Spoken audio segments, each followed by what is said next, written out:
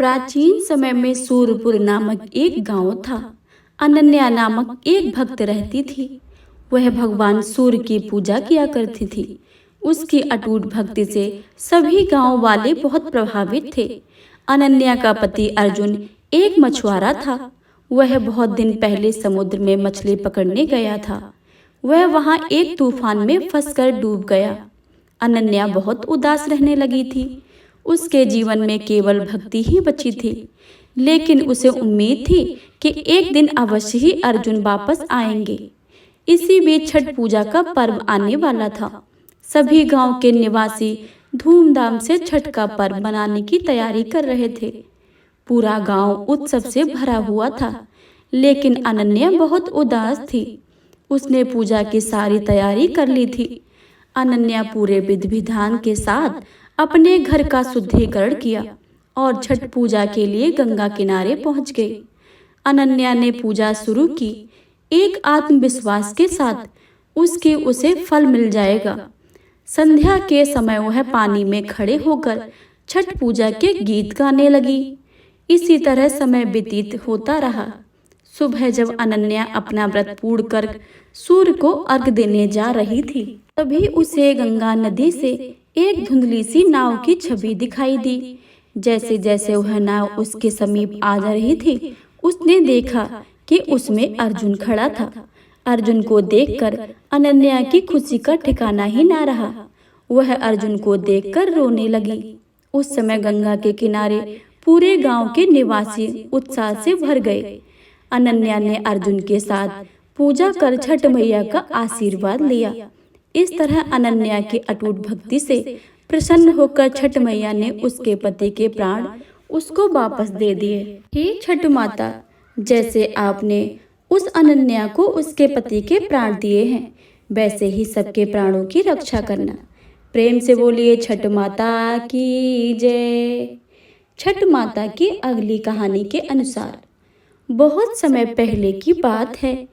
एक परिवार में एक बुढ़िया, उसका बेटा और बहू रहते थे। बुढ़िया छठी माता की बहुत बड़ी भक्त थी। हर साल छठी माता का व्रत किया करती थी, परंतु बहू नए विचारों वाली थी। वह पूजा पाठ में विश्वास न करती थी।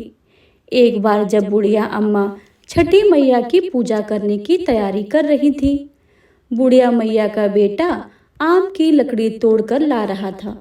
पूजा के लिए सामग्री ले आ रहा था। तो वह सब देखकर बहू हंसने लगी और कहने लगी, अम्मा, दुनिया कहाँ से कहाँ चली गई है। आप अब तक अंधविश्वास में पड़ी हो। पढ़ी लिखी बहू के वचनों को सुनकर बुढ़िया को कोई असर न हुआ और बुढ़िया माता अपनी पूजा की तैयारी में ही लगी रही। छठ पूजा करने को बुढ़िया माँ तैयार हुई, पर बहू बोली, यह सब बेकार है। माँ, इस उम्र में 3 दिन भूखी कैसे रहोगी, बीमार हो जाओगी। नई बहू की ये बातें सुनकर उसके भोलेपन पर बूढ़ी माँ मुस्कुराने लगी। अरे बहू, शादी के बाद मेरे कोई संतान नहीं हो रही थी, तो मैंने यही छठ व्रत किया था। छठ मैया ने मुझे पुत्र दिया है। यह अंधविश्वास नहीं है। माता का तो कन कन में निवास है। तू भी मेरे साथ छठ मैया का व्रत रख, तेरे भी गोद हरी भरी हो जाएगी। पर वह ना मानी। वह मुंह टेढ़ा करके सासू माँ से बोली, माँ, मुझे कोई दुख नहीं है। मैं पूजा पाठ नहीं करने वाली। दिन रात मैं अपनी जिंदगी में मस्त हूँ। मुझे सुंदर पति मिला है। मुझे किस चीज की कमी है जो मैं छठ माता का व्रत करूँ। माँ की कर्म का प्रधान है। सासू माँ बाकी सब बेकार की बातें हैं। सासू माँ की लाख समझाने के बाद भी बहू पर कोई असर नहीं हुआ। वह तो नास्तिक थी, छठ माता की बुराई करती जा रही थी। उसका पति आया, उसने भी अपने पति को बहुत समझाया, पर वह ना मानी। सीधे सीधे बोली, मुझे नहीं करना है व्रत। पति भी उसे समझाते हुए थक गया। आखिर बोला, जो तुझे करना है करो। मैं तो अब घाट माता का घाट सजाने जा रहा हूँ, ताकि मेरी माँ शाम को आकर वहाँ छठ माता के चरण कमल में सिर झुकाकर पूजा कर सके। उसका बेटा हाथ में कुन्ना लिए नदी तट पर चला गया। छठ माता की पूजा के लिए घाट सजाने लगता है। पूजा की तैयारी करता है। आम की लकड़ी जलाकर छठ का पर्व दोनों माँ बेटे मनाते हैं। घाट माता के लिए ढकवा बना रहे थे। बेटे ने माँ की पूरी सहायता की। बूढ़ी माँ के बेटे ने गाय के गोबर से घर को लीप दिया। इसी बीच उसकी पत्नी वहां से निकल रही थी। बोली, पता नहीं कौन सा त्योहार है जो सारे घर को गोबर से लीप दिया। सारा घर गोबर से भर दिया। चारों तरफ गोबर की बदबू आ रही है। बूढ़ी मैया समझाती हैं, तुझे नहीं पता है, तू जो गोबर की दुर्गंध कह रही है, उस गोबर में बहुत से रसायन पाए जाते हैं। इससे बहुत सारी बीमारियां कोसों दूर चली जाती हैं। तब बहू झुंझलाकर बूढ़ी मैया से बोली, पहले तो आम की लकड़ी पर ढकवा बनाया, अब सारे घर को गोबर से लीप दिया। इन दोनों की बहस के बीच बेटा आकर बोला, अरे प्रिय, तुम माँ से झगड़ा मत करो, तैयार हो जाओ, घाट माता के घाट पर जाने का समय हो गया है। बैंड बाजा बजने वाले दरवाजे पर बुलाकर चल दिए। बहू तो इन सब से कोई रुचि न रखती थी। बूढ़ी अम्मा और उसके बेटे ने बहू को बहुत समझाया। आखिर बहू घाट की माता के घाट पर तो चली जाती है। जैसे ही वे वहां पहुंचते हैं, पूजा की बजाय वह मेला घूमने लगती है। उसका पति वहां न पाकर उसे ढूंढने लगता है। पति उसे देखता है और बोलता है, यहाँ तक तो आ ही गई हो तो कुछ देर माँ के साथ बैठो। पत्नी झुंझलाकर बोली, मैं वहां नहीं जाऊंगी, मैं तो मेले में घूमूंगी और पीऊंगी, खाऊंगी, मुझे पूजा पाठ से कोई लेना देना नहीं है। शर्मिंदा पति वहां से चला जाता है और घाट के पास जाता है। जैसे ही स्नान के लिए डुबकी लगाता है, डुबकी लगाते हुए डूब जाता है और चीखें मारता है, पर किसी को भी उसकी आवाज़ सुनाई नहीं देती। किसी को नहीं पता है कि आवाज़ कहाँ से आ रही है।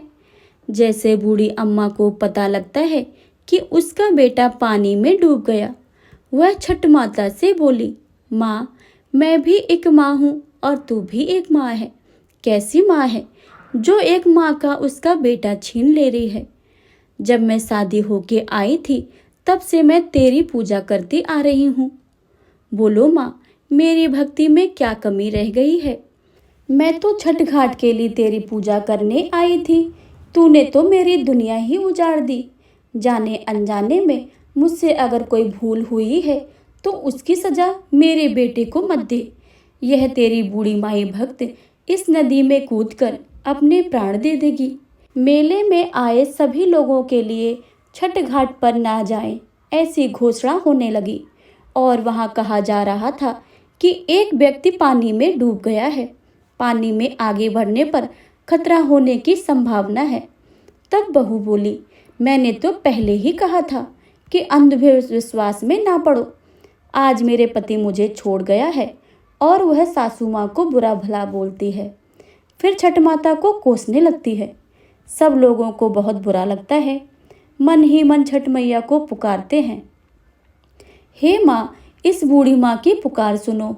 छठ माता अपने भक्तों को उदास नहीं छोड़ती, कभी उन्हें बेसहारा और उदास नहीं छोड़ती हैं।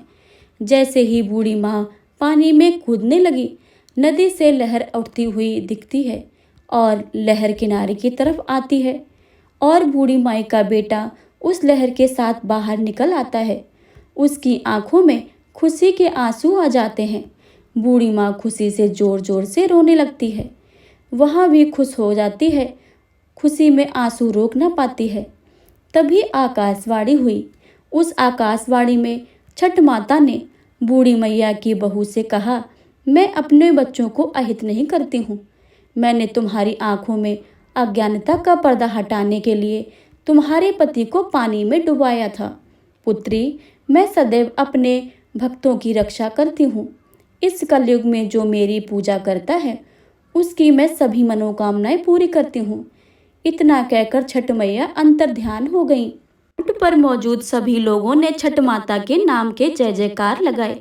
बोलिए छठ माता की जय। प्रिय श्रोताओं, अगर आपको यह वीडियो पसंद आए तो वीडियो को लाइक करें और ज़्यादा से ज़्यादा शेयर करें। धन्यवाद।